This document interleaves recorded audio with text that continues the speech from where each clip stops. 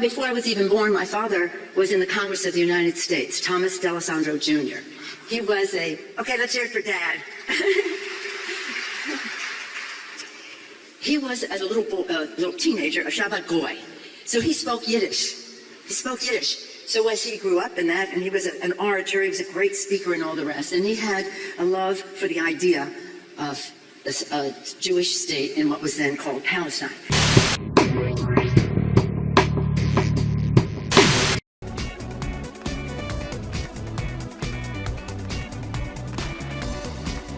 Loving your Kash Patel video. If you haven't seen it, go see it.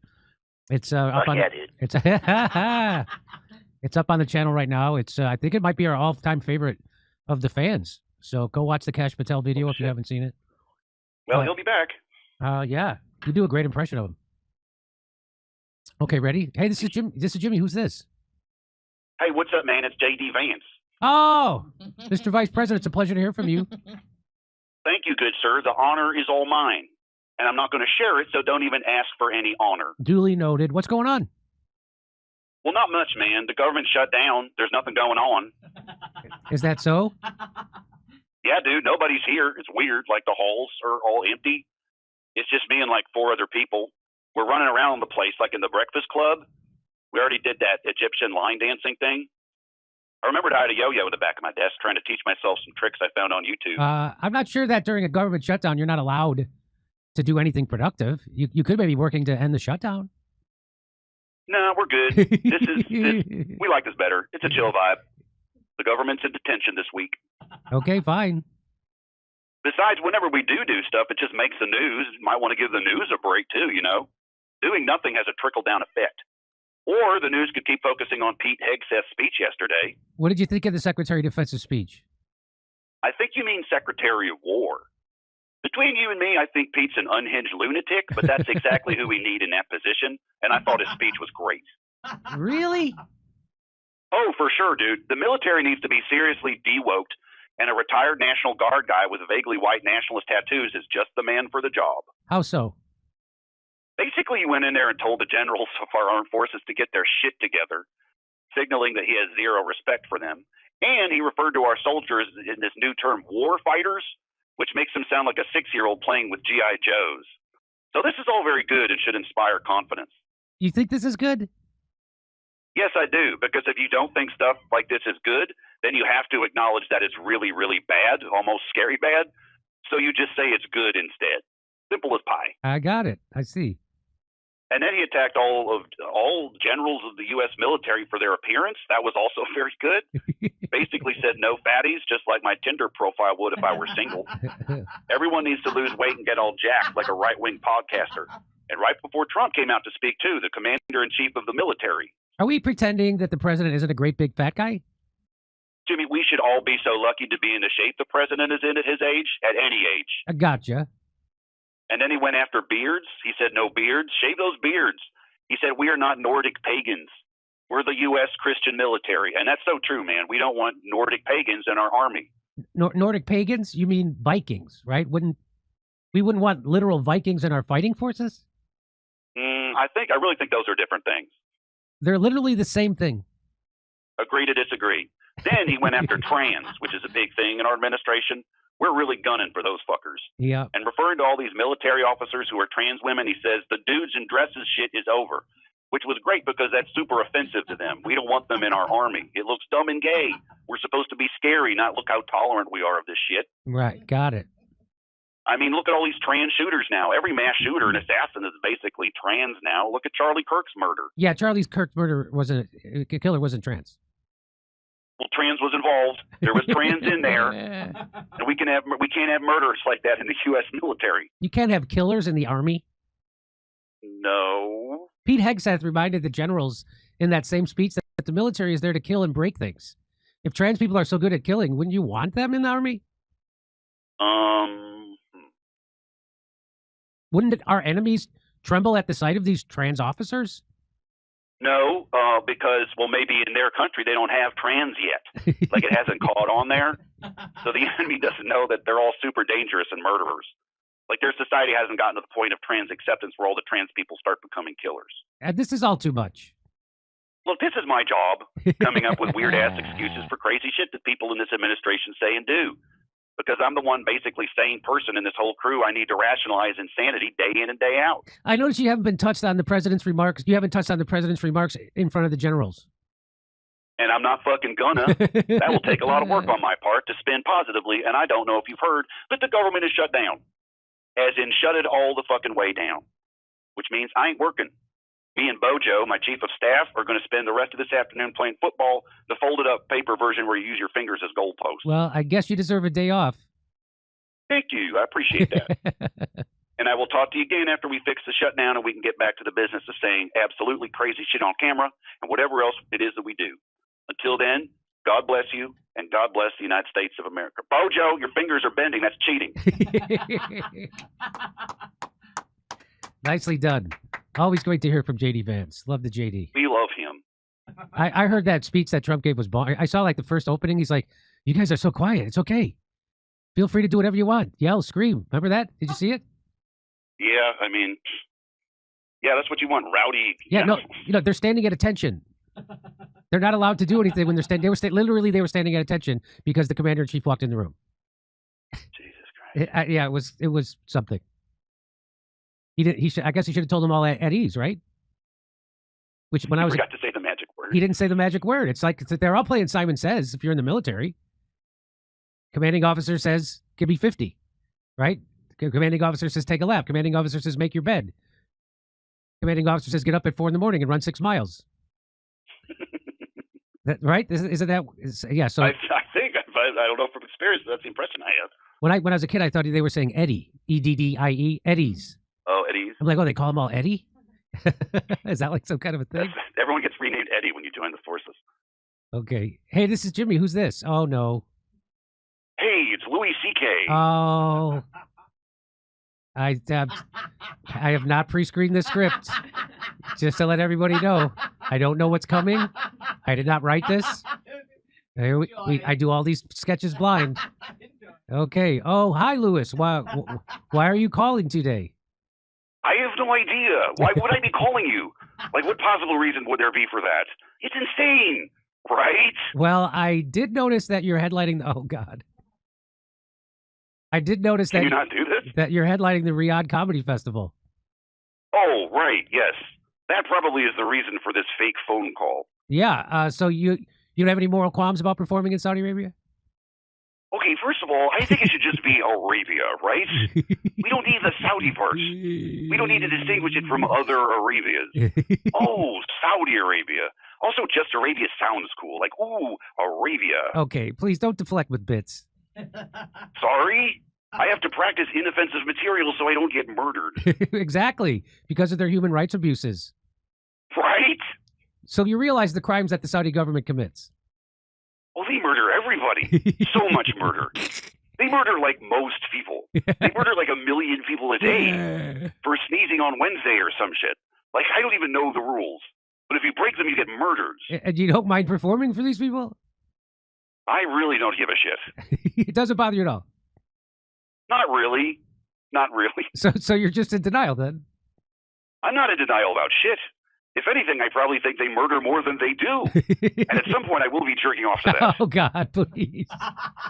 Sorry, that's just one of my triggers. Just sort of exaggerated things. I fucking love that shit. We don't need to know this.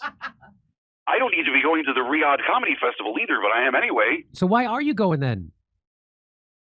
Jimmy, they're paying me a lot of money. I said, just for the money then? No, a lot of money. Like a lot of money. The most money. They're giving me all of the dollars in the world. It's going to, like, fuck up the global economy how much they're paying me. To tell jokes.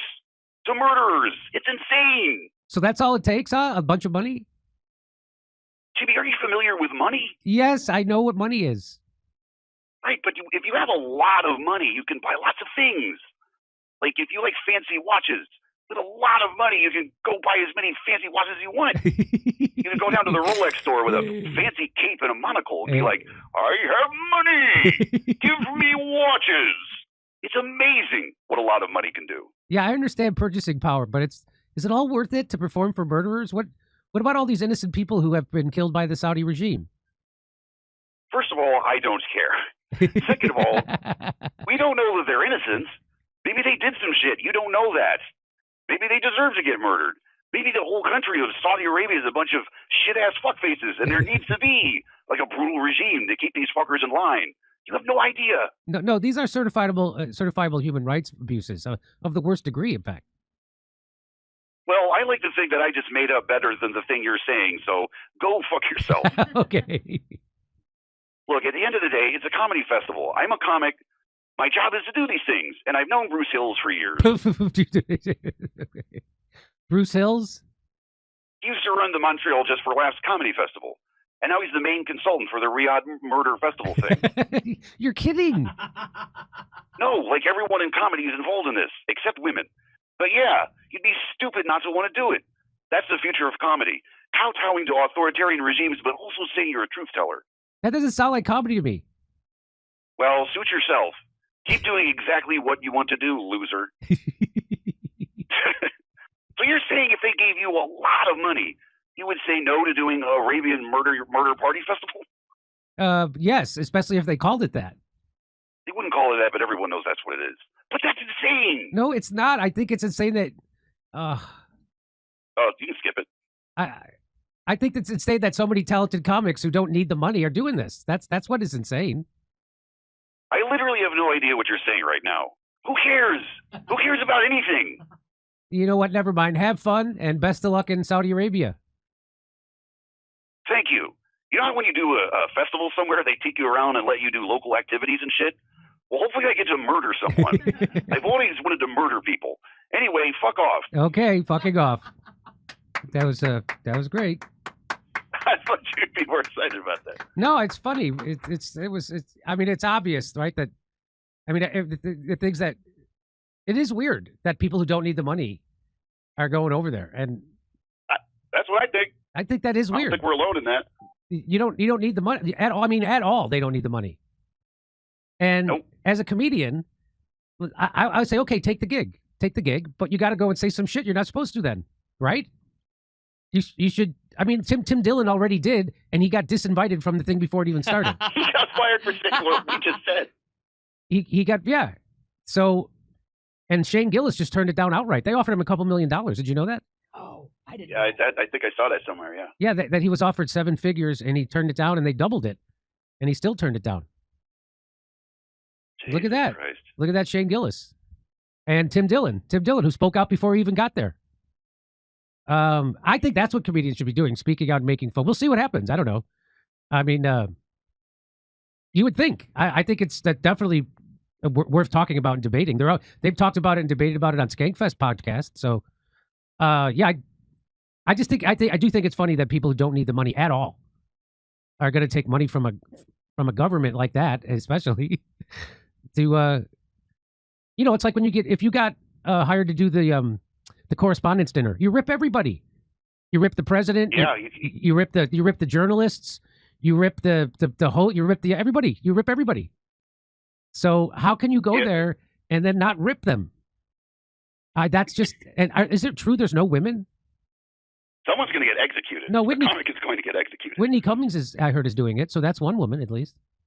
I think there's like 3 or 4. Oh, okay. That would be too mental if they didn't have any. That would be a little too mental, don't you think? Yeah. What's the hubbub? Are a lot of people questioning it, or just? I wonder if they invited Joe Rogan.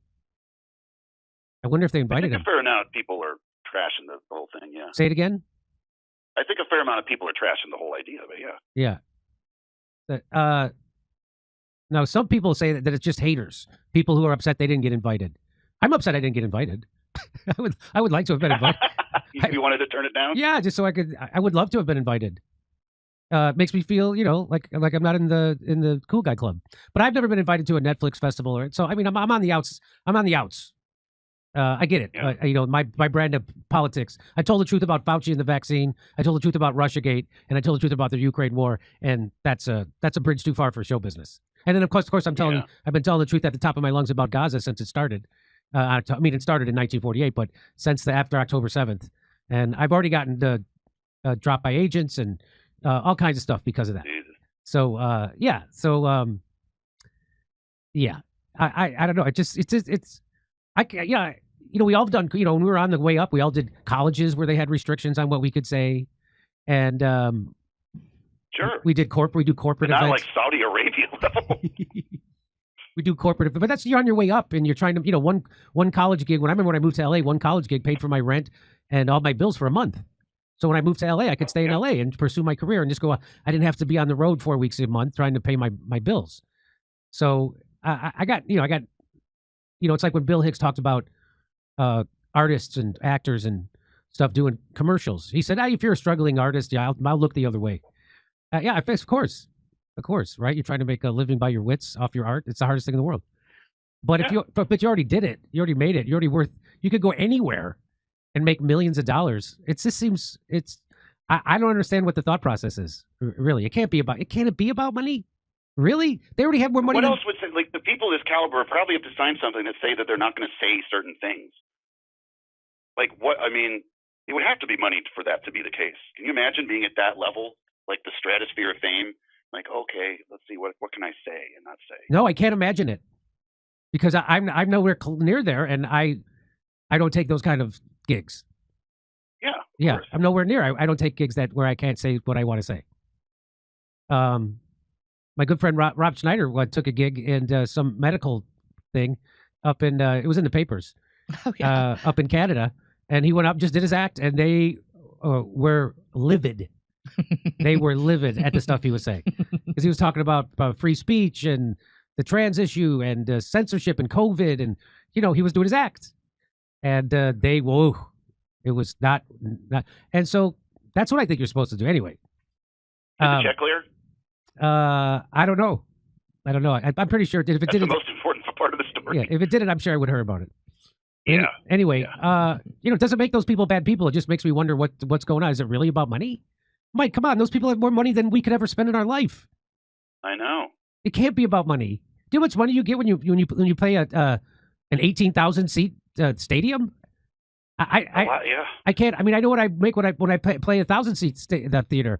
I can't imagine what it's to pay 18. So it's got to be 18 times that, probably more. I know comedians. They make over $100,000 a night. You know that, right? I know. Oh yeah, that's common for the top comics. They make over $100,000 a night. I don't know. I would like to think that I would say no. I've always said I'm willing to sell out if the price is right, but you weren't talking about Saudi Arabia. And not that say, and by the way, Saudi Arabia is no worse than the United States. Right, we've probably killed more people in Saudi Arabia. More journalists? And now we're funding a genocide where they're slaughtering journalists. So, that's the United States. So, yeah, but if I got hired by the government of the United States to go do comedy, I would probably make fun of that. I would probably make fun of the government funding a genocide where they're slaughtering journalists. That's right. I'd probably make a joke about it. So yeah, I say take the gig, take the money, but you gotta say something. That's how I feel. That's so my final thing is you take the money, take the gig, and then you say something. But maybe you don't want to risk getting killed. so then you do Shane Gillis. You don't take it, or maybe you do a Tim Dillon. Maybe that's the thrill. Maybe it's like a daredevil thing. Like, what can I'm in, for the first time in my life, I'm in danger of being executed for saying stuff. Yeah, I mean, right? Maybe there's just like this visceral thrill of that. I mean, what can I get away with? I could also it's see the highest stakes. What can I get away with situation ever? Yes, I mean, I could also see doing a bit about how, hey, Saudi Arabia is not worse than other countries, right? And you point out, oh, sure, Saudi Arabia does this, but look at these other countries do this. But you got to say what they're doing. You got to say something. That's what I don't know. That's I've been doing comedy for 30 years. That's my take. That's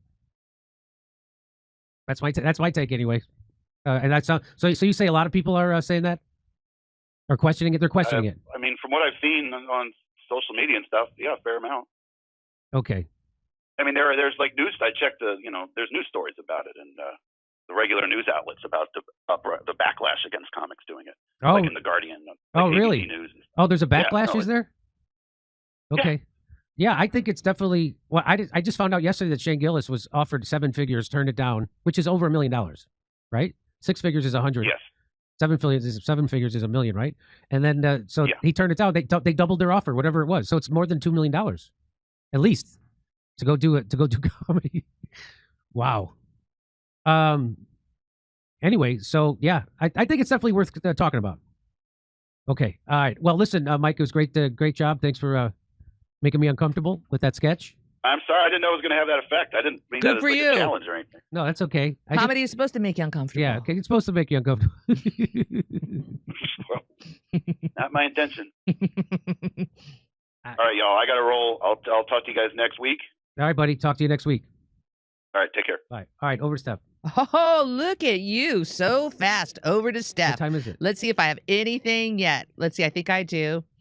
Hey, Active Guardian, trying to sell alphas only line for the military. Fine. But I got to point out that these guys are all true betas because all they do is submissively follow any orders, even obviously illegal ones. You want to move that mic away from your mouth? All right, let's do this one.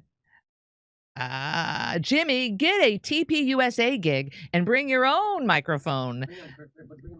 That's Grumble A. Is that Grumblia? Grumblia? If there's a moral problem in performing for Saudi Arabia, oh, this is a good question, Jimmy. I think you're going to like this. If there's a moral problem in performing for Saudi Arabia, is there also one for performing for the U.S.? Well, I just said that. I said we're probably worse than Saudi Arabia, but if the United States government hired me to do comedy, I'd take the gig, but then I'd make fun of them for funding a genocide, for funding the slaughter of journalists, and then trying to pretend like you're the good guys. I'd make fun of them for their censorship, their authoritarianism, their forcing medical experiments on people. I'd make fun of them for everything. Well, and that's why once upon a time when Stephen Colbert was the best at his game, when he did the Correspondents' Dinner, it was so fantastic. He was willing to stick his chin out and really just say it all. It was fantastic. After all, we are the world's terrorists, and we help them with their Yemeni slaughter. Flint Match. I think you got your answer, Flint Match. Much appreciated. All right, let's go over here. Oh, Justin, the IDF Navy is kidnapping flotilla members as we speak. All eyes are on Gaza. Fatouche. Oh, my God. There are many horrible Saudi Arabian horror stories, I can tell you. Goo81. Thank you, Goo. All right, let's move here. Let's see what else I've got. Let's refresh. Refreshing. Ladies and gentlemen, are you going to come and check out our shows? We're doing Hermosa Beach tomorrow night in beautiful Hermosa Beach at the Comedy Magic Club. Then we'll be, is it Sacramento and then San Francisco? Go to jimmydore.com for your ticket links. And Australia, we're coming in November. I don't care how long that flight is. I think the flight, isn't it over 14 hours? I think the longest flight I've ever been in was 10 hours. I think that was LA to London, I think. Does that sound about right? That sounds about right. But isn't it 14 hours to Australia? What do? Do you just get drunk fast and fall asleep? Xannies. Xannies. And then, you know what? I think when you take a Xanny or something like that, I think you should wait until the flight has been in the air for 3 hours. So there's no turning around. Oh. Didn't you have that issue? Wasn't there a Xanny and then you had it to plane? A layover, yes. Oh. And then we almost missed the flight. No. Is that our flight? Hey. Oh my gosh. All right, let's Najee. Holy shitstorm. Najee, I haven't seen you in a while. Love you. Love JD. Always here watching. Najee, naughty pantry eggs. Thank you so much. 100,000 minus the inflation after the U.S. Congress printed 16 trillion because of COVID-19, then minus taxes. No winners here. All that math savage got me so excited. Rest in peace, Jane Goodall. What you do makes a difference, and you have to decide what kind of difference you want to make it. JG. They intercepted the flotilla. FYI, Jimmy. B-man. All right, ladies and gentlemen, we'll be right back with our special.